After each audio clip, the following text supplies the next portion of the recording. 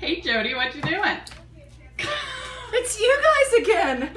Oh my gosh, I'm so happy to see you. You surprised me. Oh God. Okay, so everybody's been asking. I just happen to be prepared for a video, even though you surprised me.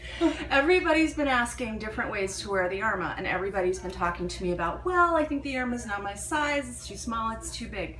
So I'm going to show you some things here that will convince you that the Irma is a multi-purpose garment, ornament that you need to own. So here I'm Jody, my name. I'm size 6 approximately. This is a small Cassie. I don't have either one of these things anymore to sell. These are mine, but I have stuff like them. I still have striped Cassies, for example.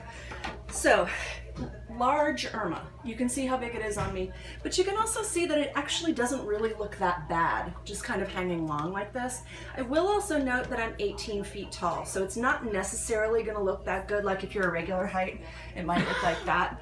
The other good thing about that is, if you are a regular height, if you're say like 5'7"-ish or below, this is a dress. Suddenly this is a dress. So anyway, let me get right to the point. Let me get to the really good and exciting stuff. Here are a couple of different ways you can wear this. First of all, you can take a belt. For example, this garnet colored belt that matches my earrings. And this belt used to fit, but you're gonna get the idea of it simply when I attempt to suck in my chest and put the belt on. Oh, that's cute. So the belt goes like that, right? And then you've got a nice little cutie tail in the background, in the back maybe. It's kind of flirty, it's kind of businessy at the same time too, which I sort of like.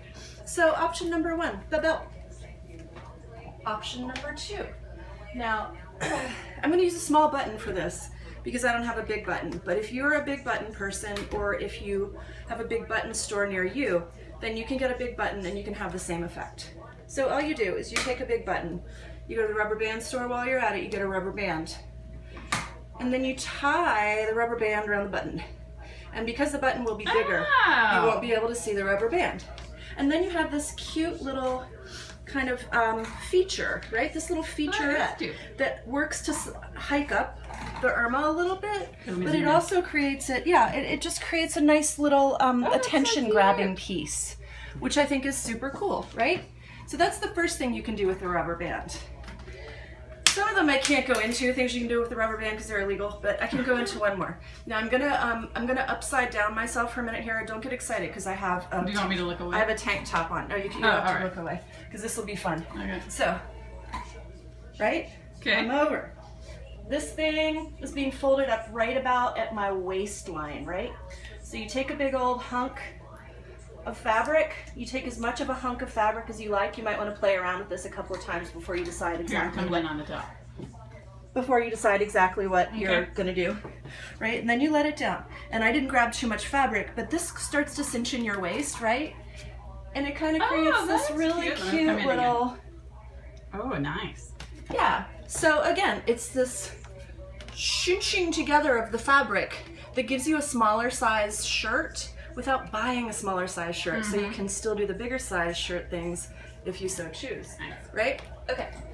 I'm not prepared because I didn't go to the big safety pin store, but this will give you a hint. So you turn the shirt inside out. You can do this on one side of the shirt, you can do it on both sides of the shirt.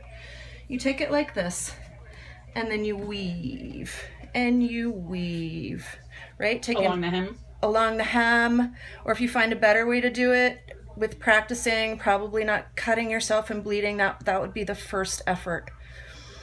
And then you fasten up the pin, and then again, it's gonna hike it up a little bit, and it's gonna create a different kind of interest piece. You know, it's gonna look like, especially if you have a plain colored one of these, it's gonna look like you have a different shirt on different times you wear it. So if you wanna wear the same shirt every week, and you don't wanna buy anything crazy that affects the shirt, safety pin. Nice. Right?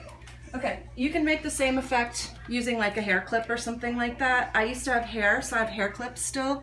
Maybe I'll have hair again, but just take a big piece of fabric and it'll do something funky like that, right? That's sort of like another low budge.